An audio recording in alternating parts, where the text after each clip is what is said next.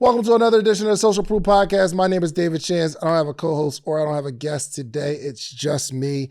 And I was thinking about the person that just wanted some valuable information, whether you're working out at the gym, you're on a long road trip, you're on your way to work, or you're listening on your break, where you just need some encouragement or inspiration or motivation.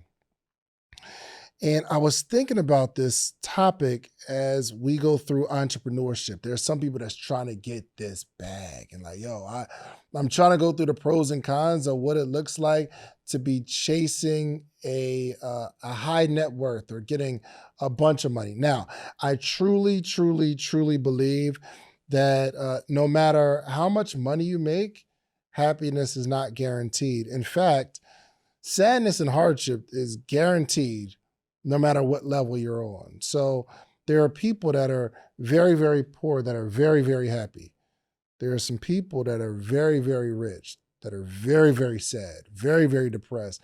And when they get down to that last $5 million in their bank account, they start contemplating unaliving themselves because they're so used to being up 50, 100, 200 million. You get down to 5 million, it starts to weigh on you, or you get canceled on social media. Even though you have all this stuff, if the wrong crowd goes against you, it's over.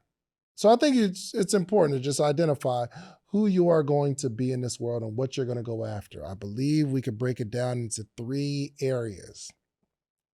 Those that want to survive, those that want to be comfortable, and those that want abundance. Believe it or not everyone wants to be comfortable or have abundance, because we make a choice.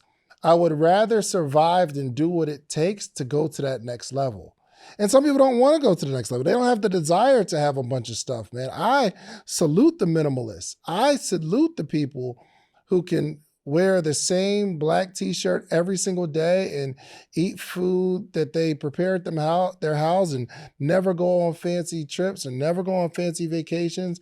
They never buy an expensive handbag and they are happy, content with their life. I don't believe anything's wrong with being content. Don't let social media fool you. If you can, I believe that is a blessing somehow, man, where you can be happy with what you have, grateful for what you have. And I believe that's how I really got to the next level. And I've always been ambitious, but I've always been grateful for what I have, especially when you start losing people. I lost a really close cousin of mine. I lost my uncle. I lost my mom. I lost my dad. I've lost friends. And what helps me get through all that stuff is being grateful for the stuff that I do have. Even when my mom passed, God saw fit to, when I lost my mother, I was given a daughter and a family.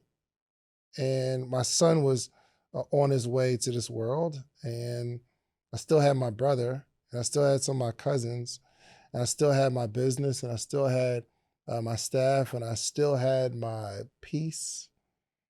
So even though one of the most important people that have ever walked this earth to me is no longer here, I couldn't get too upset because there are people who lost multiple people in car crashes. I could have lost my whole family. I mean, think about this. Would you can lean into gratefulness if, let's say, Vanessa Bryant, Kobe Bryant's wife, only lost 1 instead of 2. It's hard to say. We don't want to look at it like that, but I mean, that's double the pain. It's hard. But you still can lean into gratefulness of the people that you do have. So for the people that aren't going for anything, I just want to survive. I want a roof over my head. I want shoes on my feet. I want a car to drive. I want food to eat. I don't want to starve. But I can live my life with people that I love where I'm struggling financially, and I don't mind struggling financially because I'm happier than the people that have it. If you had to trade, would you rather be poor and extremely full of joy every single day for the things that I have? And maybe there are people in different countries that aren't aware that you can buy a Lamborghini. They're not even aware that handbags cost thousands and thousands of dollars. They don't need a fancy watch or any of that stuff. They don't even know that stuff exists. I just live my happy life where I get to eat every day and I'm excited. Would you trade that for the struggle or the hustle and bustle of trying to keep up with people? But I think it's important you have to identify what you want. Now, those people do go through high stress financial issues, but who doesn't? Because you want more. But we can go to that next level of the person that wants to be comfortable. Now, how do we be comfortable? You get your basic needs and a little bit more stuff. We got a little more. How do we do that? We pay attention to our finances. We just set a goal of how we want to live. I remember when I first decided, I didn't necessarily think I wanted abundance, but I did decide that I want more than I have. I want to be comfortable. And what does comfortable look like? Man, I can go out to eat when my friends are going out to eat. My friends are going on spring break. I can go to spring break with them because I got a couple of dollars. I'm comfortable. If I'm going on a date and I really like the person, can I go buy a new shirt and some pants and some shoes? Can I comfortably pay for this date? I wanted to be comfortable. I decided to do that. So I said to myself, I want to have more. That's the first thing we got to do. We have to say to ourselves, I want to have more. There's always a gap between where you are and where you want to be. Where I wanted to be was having more, but I had to define what more is. So you got to define what more is. I read a stat back then and it said 70% of people don't have $1,000 in savings. They don't have $1,000 for a rainy day. Then I saw another stat that said $500, an extra $500 a month can keep most families out of bankruptcy. Then I saw another stat that said most divorces are caused because of finances. And I said, whoa, I think I want more. The first thing, $1,000 saved. If you have $1,000 for a rainy day, you're doing better financially than 70% of the world. I said, I want to have that. So I had to what I call raise my zero. When I was broke, that meant I have $0. I have no money. I'm looking at my account. I don't have any money. I call that broke.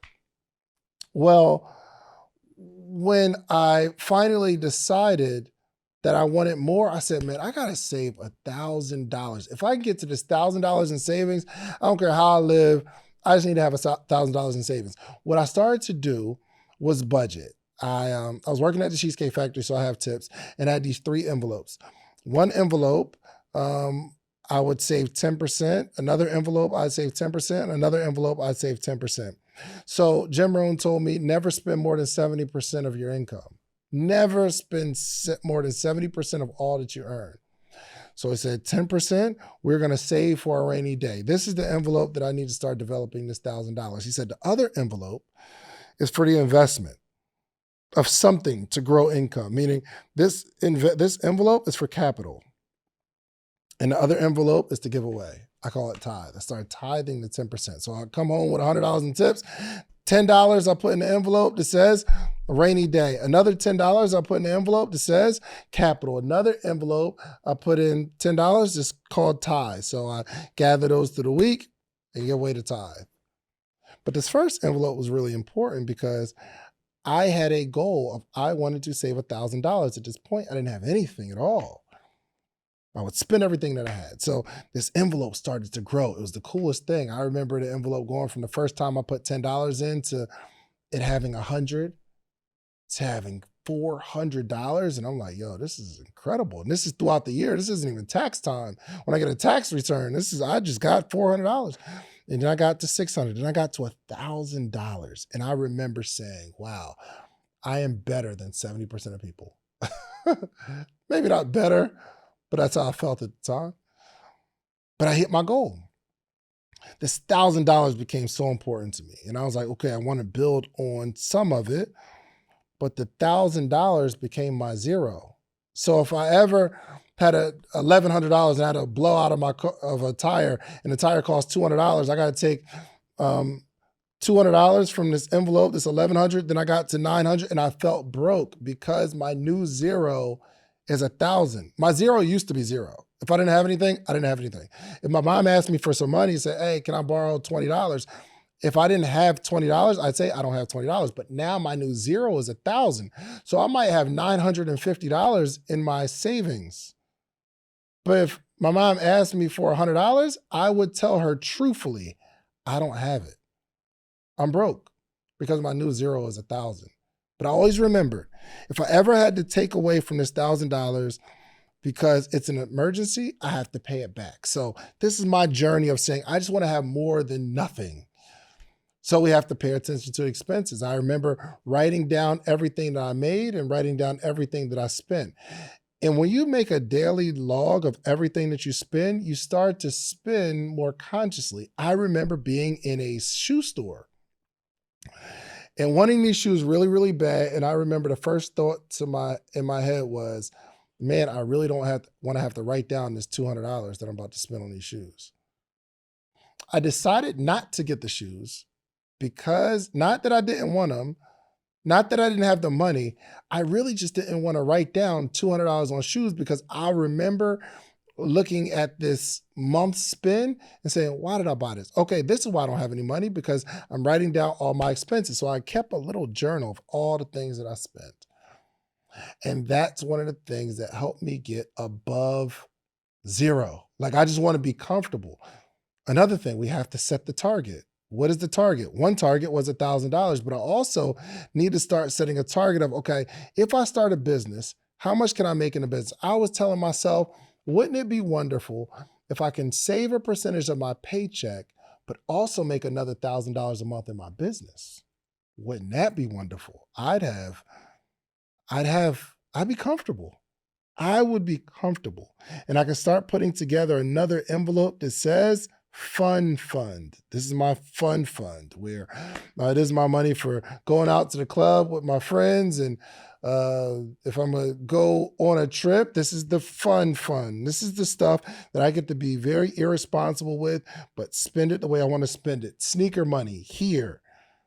Dates. If I'm going on a date, it's here. And I got to look at, okay, how much do I like you? And that's how I determine where we go. But it's coming out of the fun fund. How much do I have in it? How much do I truly want to spend out of this? So going through that process, becoming more financially literate about my own finances, helped me become comfortable. But then there are some people in this world that are focused on abundance. It's a whole nother ball game between the people that just want to survive and the people that want to be comfortable. And there are some people that will stop at the comfortable. I'm going to put a couple of dollars into my investment, and I'm going to make sure by the time I turn 60, I'll be able to live off some of the investments, and I'm cool. I'm not going to live outside my means. I don't need to make millions of dollars. I don't need to make millions of dollars. But for those people that do, there's a couple steps I can give you. You've got to increase your risk tolerance. You've got to increase your risk tolerance. Remember I was telling you about that second envelope where it's for capital, right? I would take the $10, put it in savings, $10, put it in the capital envelope, $10 in the tithe envelope. The capital envelope was the money that I'm going to put into something that's going to make me more money. And I thought to myself, I am going to be a videographer, because I was a videographer in college and I still got the footage. It's crazy stuff.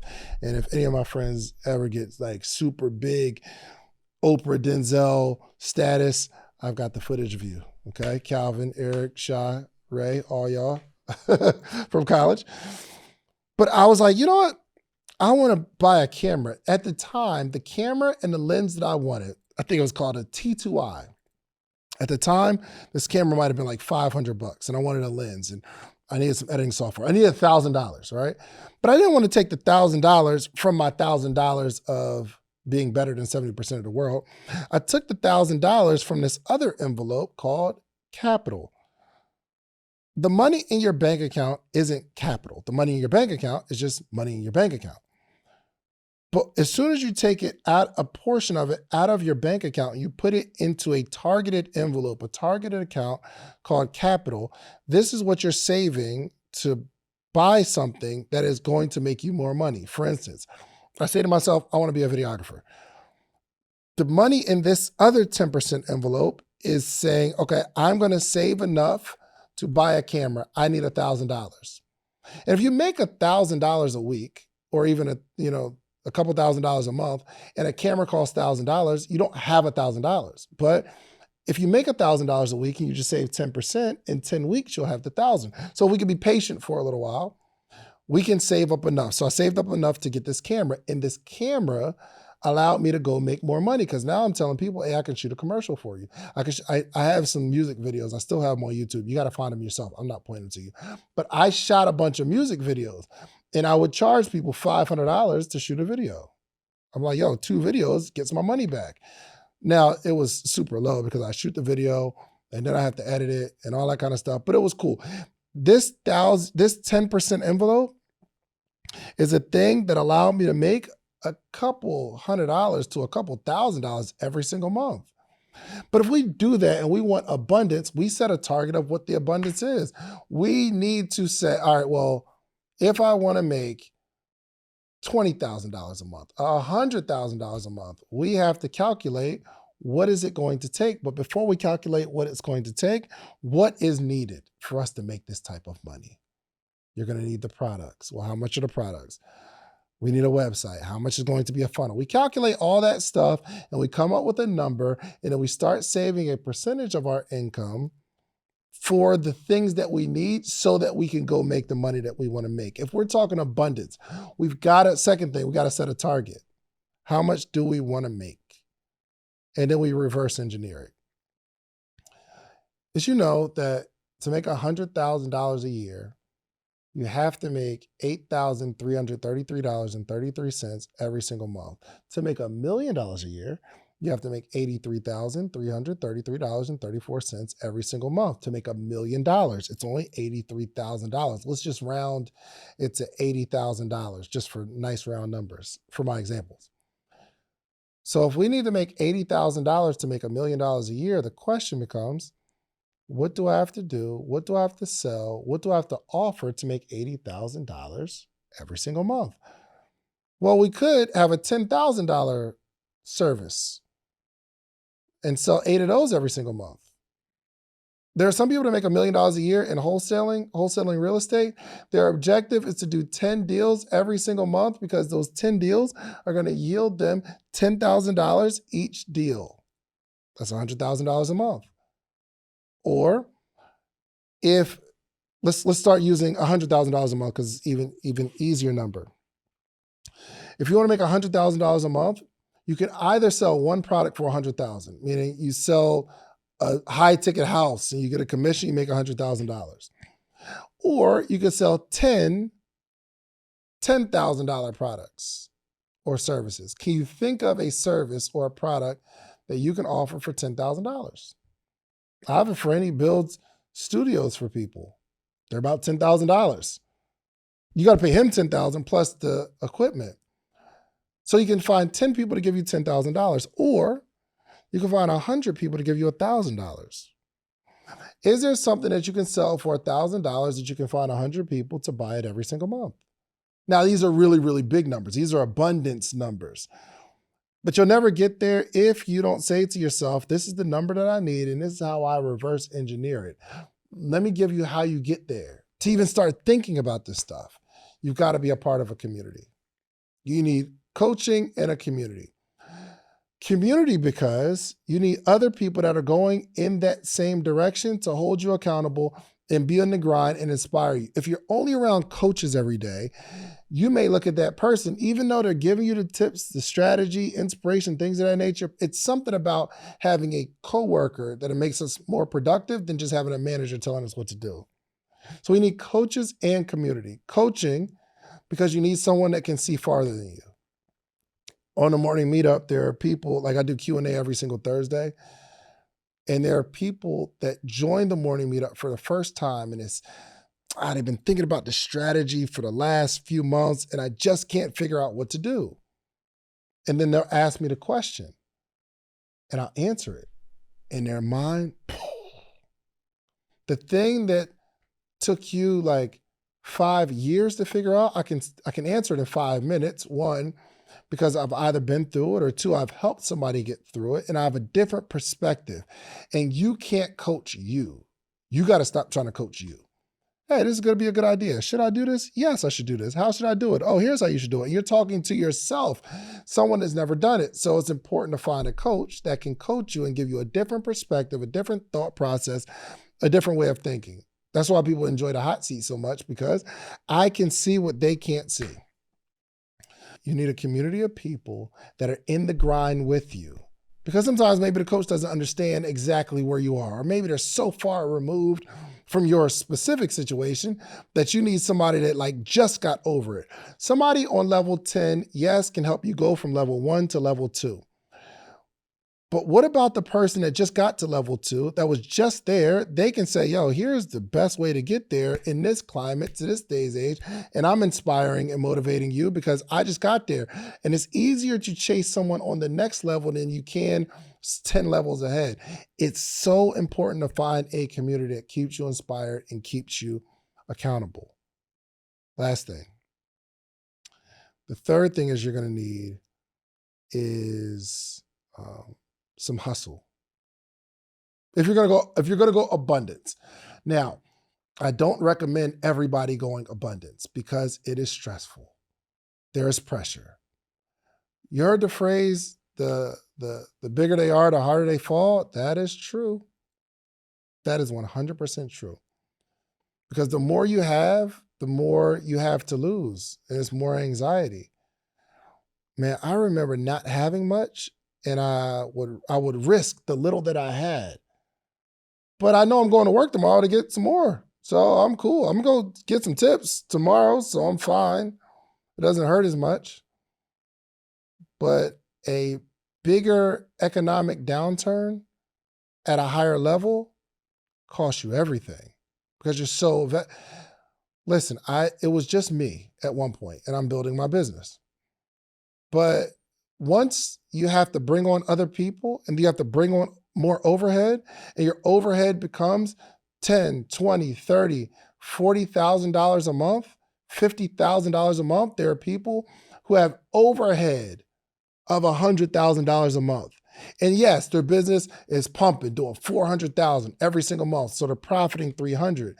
But any economic downturn where you go from $400 to making $95,000 a month, you start losing $5,000 a month because your overhead is so high.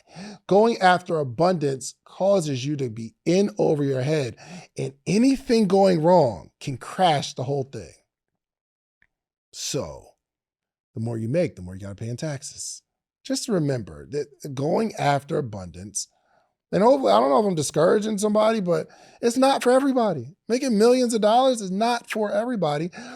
And it can somehow, in many ways, for many people, have you live a life that's not as fulfilled. That's why you find these people who build a successful life and they're like, oh my gosh, I just don't feel fulfilled. Because imagine thinking that money would solve all your problems and you spend the next 20 years going after the money and you realize it doesn't solve your problems, and now you're confused as to what will. They could spin you into depression. But for those that want abundance, it is going to cost extreme sacrifice. Extreme sacrifice. Time away from your family, time away from yourself, meaning you'll very rarely get time where you can be by yourself. It is going to be long periods of time where you got to run and you feel exhausted and you lose many relationships. Look at Steve Jobs. Steve Jobs couldn't keep a good relationship. Too busy chasing abundance and changing the world. Do you want that? I mean, shouts out to Kanye, but I mean, I wouldn't. If I had two options, to be like poor, living on a dirt road where all I got is my friends and family and I don't know nothing about all this other stuff, or to be a billionaire but like switch bodies with Kanye, I'll take poor. You need to identify what you want. If you want this, it is going to take extreme sacrifice. You got to be willing to do what it takes. The good news is, however, the way I've structured my life is I go on runs and I will run myself ragged for 90 days and that'll take a couple of days. Or I'm at a point now where I don't spend every day all day chasing stuff. So I'm like kind of in between comfortable and abundance. I value comfortability more than abundance now. I still go after the stuff, but There's a couple of days that I just do not work. I'm in church all day on Saturday. Monday nights, I do Bible study. Tuesday, I do Bible study every single week. Every single week. And you could replace that stuff with going to get bigger deals and do all kind of stuff. But that wouldn't fulfill me. And I believe we're not going to be on this earth anyway for very long. So I want to build the after part of abundance in my life. But I think you really need to decide what you want out of life. If you want to listen, nothing wrong with being in survival mode your whole life, as long as you find another area to be abundant in. Nothing wrong with being comfortable. Chill, talk about it at parties. I make my 6 figures. I'm lit. I got cool stories to tell my kids, spend time with my family. I'm not running myself ragged trying to be a billionaire. That's cool too. Or you go after abundance, where maybe you're going after it not for you, but for other people. The more you do, the more you can give. I live by this quote, man. When I heard it, I said, dang, this is so good. He said, I'm going to spend the first half of my life, I'm going to spend the first half of my life accumulating wealth and spend the second half of my life giving it all away. I thought that was really, really cool. I don't necessarily live my life by that anymore, but it was something that really inspired and motivated me to look at things differently. I'll spend the first half of my life accumulating wealth and spend the second half giving it all away, because you can't take it with you. So hopefully this is valuable for you all. I want you to identify in the chat what you want out of life and how much work are you willing to put in. I used to say stuff to be cool on stage, like, yo, I'm gonna go after $1 billion. I want to be a billionaire because I want to be a billionaire, because I can be a billionaire, and all it takes is hustle and grind, and I'll do it because I want to accomplish more than I ever thought I could, and I want to create a legacy for my kids, and I want to create generational wealth. I used to say stuff like that. But then I had kids and realized I don't want to do it. I don't want to be a billionaire. I don't want to do what it takes to become a billionaire. I just don't. Not that I think I do the right thing with it. And if someone, as I'm building my business and somebody comes with $1 billion deal, am I taking it? Absolutely. Of course, if it's right and it aligns with my morals and stuff. But I'm saying that's not the target anymore. I got happiness targets, money targets, peaceful targets, philanthropy targets. I got different targets. So hopefully this is valuable for you all. I want to hear your thoughts in the chat. For the people that live the life, I got to create generational wealth. Hey, tell me what I'm saying is just not for you, and I get it. For the people that you want to like just survive, put that in the chat. I want to see where you are. So love you all. We'll see you next week. Peace. First off, congratulations on watching this whole episode. If you like this episode you just watched, check out this one right here. I handcrafted this one for you because you like the one you just watched. Check it out.